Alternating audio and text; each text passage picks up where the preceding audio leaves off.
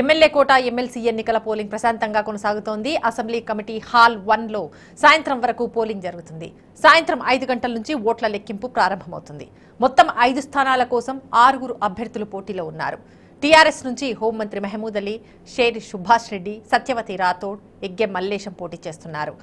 MIM నుంచి మిర్జా రియాజుల్ హసన్ బరిలో ఉన్నారు.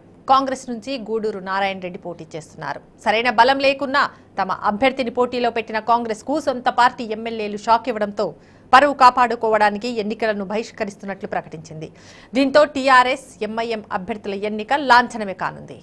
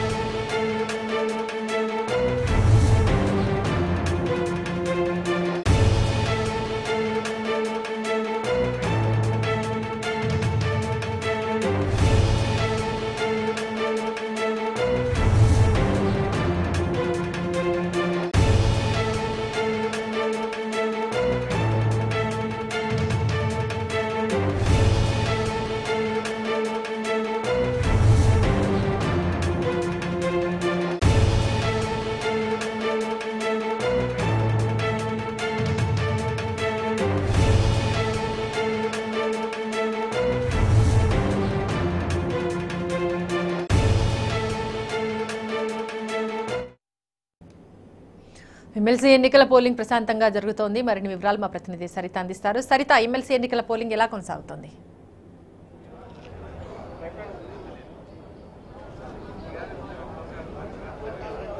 శ్వేత, ఎమ్మెల్సీ ఎన్నికల పోలింగ్ అసెంబ్లీలోని కమిటీ హాల్ 1లో ప్రారంభమవడం జరిగింది. సాయంత్రం 4 గంటల వరకు కూడా ఈ పోలింగ్ కొనసాగుతుంది.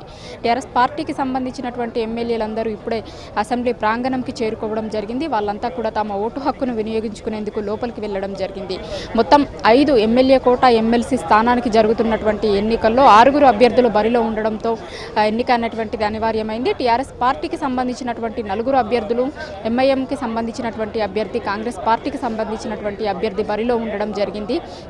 సంఖ్యాపరంగా చూస్తే టీఆర్ఎస్ పార్టీకి సంబంధించినటువంటి ఎమ్మెల్యేల సంఖ్యను కనుక చూసుకున్నట్లయితే ఖచ్చితంగా టీఆర్ఎస్ పార్టీ పోటీ చేసేటువంటి అన్ని స్థానాల్లో కూడా ఎమ్మెల్సీలన్నీ గెలుపొందేటువంటి అవకాశం స్పష్టంగా కనిపిస్తుంది. 4 టీఆర్ఎస్ పార్టీకి సంబంధించినటువంటి ఎమ్మెల్సీలు, 1 ఎంఐఎం, 5 కూడా సునాయాసంగా వాళ్ళు ఎమ్మెల్సీలుగా ఎన్నికయ్యేటువంటి అవకాశం కనిపిస్తుంది.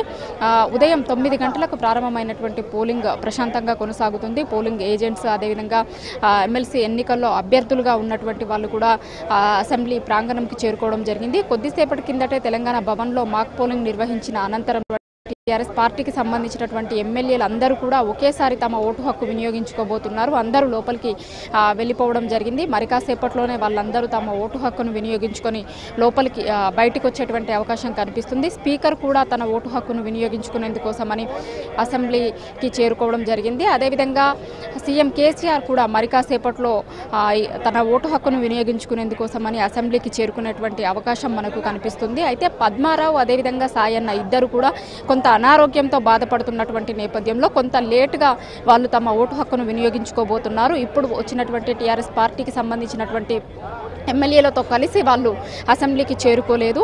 మరొక గంట వరకు వాళ్ళిద్దరు కూడా అసెంబ్లీకి చేరుకునేటువంటి అవకాశం కనిపిస్తుంది. టీఆర్ఎస్ పార్టీకి సంబంధించినటువంటి ఎమ్మెల్యేలు అందరూ కూడా తమ ఓటు హక్కును మరికాసేపట్లోనే వినియోగించుకునేటువంటి అవకాశం మనకు కనిపిస్తుంది. సాయంత్రం 4 గంటల వరకు కూడా ఈ పోలింగ్ జరగబోతుంది. దాని తర్వాత 5 గంటలకు కౌంటింగ్ ప్రక్రియ అనేటువంటిది ప్రారంభమవుతుంది.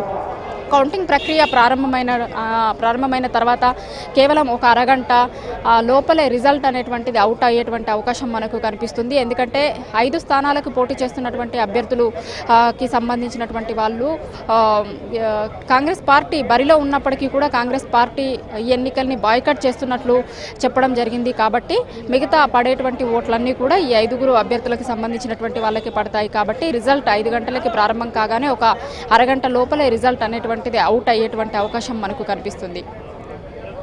Right Saritha, thank you.